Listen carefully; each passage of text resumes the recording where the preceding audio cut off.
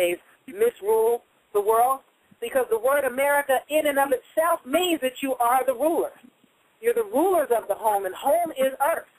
Way back in ancient times, the people of so-called America were, for lack of better words, the policers of the planet. And eventually they got tired of it. Like, you know what, y'all can handle your own. You know, hold down your own corner of the world. We out. You know, and then the whole world just came back to bite us in the butt for letting them have at it. So if you understand that the first order of business was, one, America wasn't even known to everybody. It was kind of like this unknown place that was mysterious and mystical. You remember, people overseas, especially in Europe, thought that if you floated off on some boat, you'd get to the edge and fall off. They didn't even know the world was round. So they certainly didn't know about over here. Melanin-rich people had to tell them about over here, and not all melanin-rich people knew about over here. Some did, many did not. So the people of America, and people tell me, oh, where are you getting that from? That's not the way the word breaks down. That's not how you break it down. I'm like, well, I know a little something about words. I don't know everything about words. And, you know, if you just say America, yeah, it's all about mercenaries and mercemen, sheep and sheeple. But American or America or America, that's why you have the Amish. You got Americans and you got Amish. But the people here need to look into this. Someone shared with me, and I didn't even know about this until recently, and I don't know how long ago they came out with it. There's a map that can be purchased called, I think, the Real Names Map. Yeah, the world's real names map or something to that effect. And when you get, now I'm geographically challenged, so when I look at the map, I don't know where everything is. I'm going to have to probably invest in one so I can look at the legend and see, you know, what areas are supposed to be what places. But they take the whole world, for the most part, or the dominating portions of the world, and they break down the meanings of these names of these places. And guess what the United States of America breaks down to on this original names map? It breaks down to the United States of the home ruler.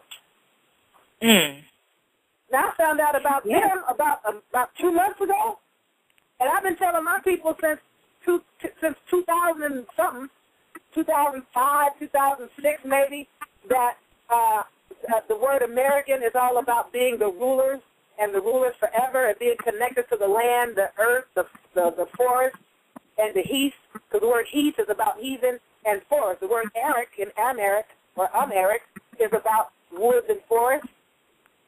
So now these are Europeans. You know, people can buy it better and accept it better when it comes from them. One, I'm a sister. That's a problem. Can't nobody hear nothing from women, because women need to just sit down and shut up and know their places. Just stay home, make the babies, cook and clean, and speak. Don't speak unless you're spoken to, is how they feel about the average woman in the patriarchal society. Also, I'm melanin rich. Can't nobody tolerate hearing nothing from so-called niggas. And, you know, I don't want to hear from them. What white people got to say about it?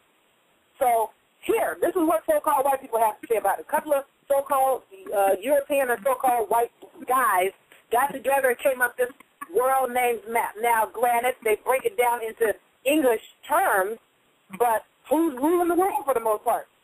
England and Rome. It was the city of London, the crown heads of England, the Vatican and Rome, and these international bankers, which are basically the city of London.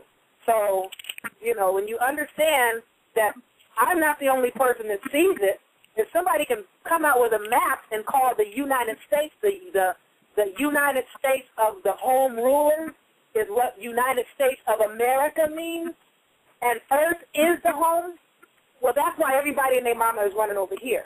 See, the original Americans are our people, and I can break that down out of a couple of different dictionaries and show you in a minute, but our people were the original people of ancient America, not the people on the reservation. Some of them are half-breeds, hybrids, Shimnites, mulatto, mestizo, métis, whatever you want to call them, but most of them are primarily European, straight up, and Italian at that, for real.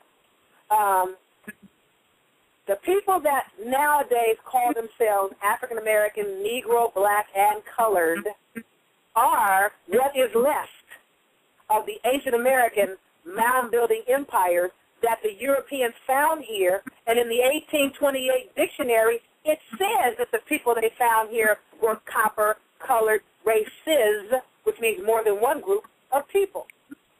And copper-colored is the color of the United States Indian head penny. I think that's me, you. I've never seen you, but, you know. So when they got the home rulers to buy into being so-called black, because this is where it started, and that is one of the things that started causing us to fall and buying into this whole we're cursed by God to be black and to be slaves and to be killed, because that's what the Bible says about Canaan and his sons or his children. Now the rest of the melanin-rich world is being called so-called black, whether they want to be called that or not. Originally they were not called that. They were called by their nationalities. Now they're being called so-called black, so the rest of the melanin-rich world is falling. And while everybody's about black power, so-called black people are staying in power, which are bleached up, pale, and deficient in color. Well, sis, while you're saying that, I want to ask you if you can dialogue with us on white. But before we move on, let me say that I looked at the numerology of black as well as white. And interesting enough, that both of those numerology number came out to be the number 2, that duality, which showed me that it was easy for them to steal the identity because the vibration of the numbers were the same. So it was that Trading Places makes me go back and take a look at the Eddie Murphy movie, Trading Places, how easily it was done, how easy it is, and also how now we are holding on to it like dear life, you know. I mean, I just keep going back to all of these brothers and sisters with this high intelligentsia, but yet they still want to hold on to this, but it hasn't served us not one goddamn bit. Excuse my expression, but it has not served us. So, Madam Heaven, is there anything that you would like to add to what, or ask a question of our sister before we go to the word white or the so-called white? Well, yes, Madam Shabazz, I would just like to concur what Dr. Yaffa Bey is saying, because the Canaanite people really meant the word Azwar or Ethiopian, meaning the people of that word when you break down, as she was saying, into the word melon. But if you break down the Canaanites, this language, again, the word Canaanite, what? Is a Greek and Latin word. If you break down even the word Asiatic or the Semitic people of the Ibrahim, it wasn't Abraham, because that's another law that was broken, because what? Ham is now kosher. The word was the people of the Ibrahim, of the Brahmins. And so, again, as she said, when you have to go back and to know your land, to know your language, because that's why I learned so much myself. And then at 3, because it was that word, Cherakawa and Anuna, wild warriors, that people broke that word down to the cherry tree. Me and George Washington, what? Cut down the cherry tree, the homicide and genocide of people. So until you go back into knowing, if you, in words, as she said, the Bible. The word Bible simply means basilica. Basilica means papyrus and paper, like the word Cecilia. It means dark, or the dark land. So even what that word, divide and conquer. So when you do not know yourself and you take information, as you said, that's what we call ourselves what? The Vietnam New. Meaning new. You have to become a new thought. Even when we said think, or the word earth, earth means what? Thought of the ear. So it's what you hear, and we use that word umi, or motherland, on both sides of the planet. We were always travelers. We wasn't just on one side of the earth. So that's why even in that word Christ of her, Christopher, most people think it's a man, but it's a female, Christ of her, and she said the Parliament, Madame Shabazz.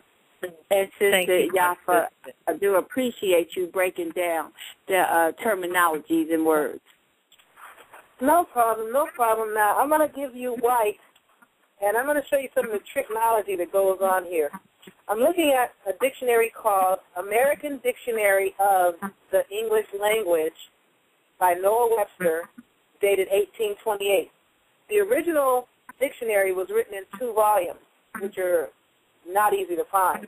There is an organization, a Christian organization, that has reprinted the dictionary so that you can buy it brand new for like $55 at a website called Christian Book, B-O-O-K with no S, christianbook.com. And their phone number is 1-800-CHRISTIAN. Now, it is a reprint. Now, my homegirl, my aunt, which is my study buddy, whenever I find something deep, she's the person I call first that she can keep up without a lot of arguments and debates and let me finish telling her what it is I found without having to spend an hour trying to get her clear before I can tell her. Yes. We've noticed in this particular dictionary.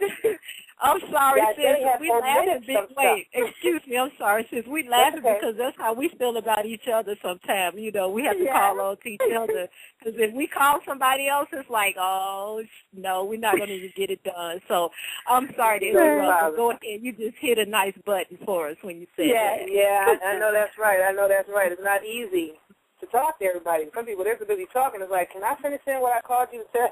But at any rate, we noticed that there are things that have been omitted in this book. Not because we have the original to be able to compare it, but because anytime you read a dictionary and it starts defining a word and telling you that a word means such and such, and then you go to see what that word means, but that word ain't there, and then the dictionary says, see such and such a word, and you go to look for the word and it's not there, that tells you, oh, these people, they've omitted some stuff. But it's still better than nothing. Now, peep how they have this word white. Now, the dictionary the pages are not numbered, so I can't give you a number for this dictionary, but I did tell you where you can purchase it. If you go to Amazon, it's either going to be out of stock or you're going to pay $70 for it easily. If you want it for $55, you will go to ChristianBooks.com. At any rate, they have 2 entries for the word white. Now, peep.